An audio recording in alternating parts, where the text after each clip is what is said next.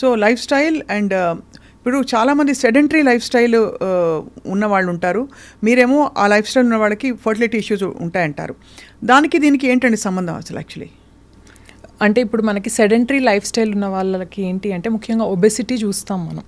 ఈ ఒబెసిటీ మనకి పీసీఓడి, ఇది మనకి విషియస్ సైకిల్ అనమాట. ఈ పీసీఓడి ఉన్న వాళ్ళకి ఒబెసిటీ ఉంటుంది, ఒబెసిటీ ఉన్న వాళ్ళకి ఎక్కువగా వస్తుంది మనకి ఈ పీసీఓడి. సో అంటే వాళ్ళకి ఏంటి అంటే వాళ్ళకి వెయిట్ రిడక్షన్ అనేది కూడా కష్టం అయిపోతుంది మనకి, అంటే ఈ సైకిల్ నుంచి బయటపడడం అనేది కష్టం. సో దానికి ఏంటి అంటే ఎంతో మనకి మోటివేషన్ అనేది ఉండాలన్నమాట. ఎక్సర్సైజ్ కానీ వేరే అంటే ప్రాసెస్డ్ ఫుడ్ కాకుండా హెల్దీ లైఫ్ స్టైల్ తీసుకోవడము, ప్రోటీన్ ఫుడ్ ఎక్కువ తీసుకోవడము, కార్బ్స్ తగ్గించుకోవడము, షుగర్ ఇంటేక్ అనేది తగ్గించుకోవడం. సో పీసీఓడి ఉన్న వాళ్ళకి చాలా ఇంపార్టెంట్.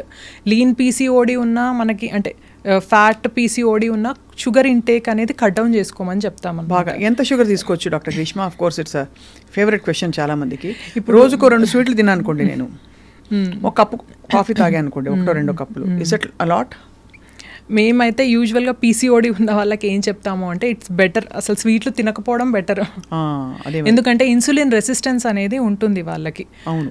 ఇప్పుడు మనం ఏదన్నా కొంచెం స్వీట్ అనే ఎందుకండి, కొంచెం కార్బోహైడ్రేట్ ఫుడ్ ఎక్కువ తిన్నా మనకి ఇన్సులిన్ స్పైక్స్ అనేవి పెరిగిపోతాయి బాడీలో, which is not at all good అనమాట. సో వీలైనంత వరకు మనకి ఫుడ్ విషయంలో కూడా కార్బ్స్ అనేవి తగ్గించండి, షుగర్స్ అనేవి వీలైనంత వరకు అవాయిడే చేయండి, తగ్గించడం కూడా కాదు, అదే చెప్తాం.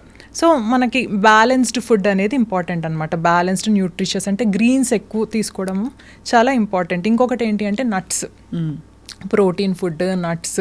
వీలైతే ఏంటి అంటే నట్ షేక్ ఉంటుంది కదా మార్నింగ్, అది తాగడం కూడా చాలా యూజ్ అవుతుంది అనమాట. అంటే మేము చూసాం ఏంటి అంటే స్పర్మ్ కౌంట్ అనేది తక్కువగా ఉన్న వాళ్ళు కూడా అంటే ముందు అంటే ప్రాసెస్డ్ ఫుడ్ ఇట్లా వేరే హ్యాబిట్స్ ఉండడం వల్ల తర్వాత కంప్లీట్గా వాళ్ళు ఫుడ్ అంటే మెయిన్ ఎక్సర్సైజ్ అనేది కొంచెం ఇన్కార్పొరేట్ చేసుకొని మేజర్గా ఫుడ్ అనేదే మార్చుకున్నప్పుడు స్పర్మ్ కౌంట్ అనేది ఇంప్రూవ్ అవుతుందన్నమాట.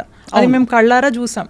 అంటే కొంచెం కౌంట్ తక్కువ ఉన్న వాళ్ళు, మొటిలిటీ తక్కువ ఉన్న వాళ్ళు కొంచెం లైఫ్ స్టైల్ అంటే మెయిన్గా ఫుడ్ హ్యాబిట్స్ చేంజ్ చేసుకొని ఒక 1-2 మంత్స్ తర్వాత మళ్ళీ స్పర్మ్ కౌంట్ రిపీట్ చేస్తే మేమే నమ్మలేము, డ్రాస్టిక్గా పెరిగిపోతుంది స్పర్మ్ కౌంట్ అనేది.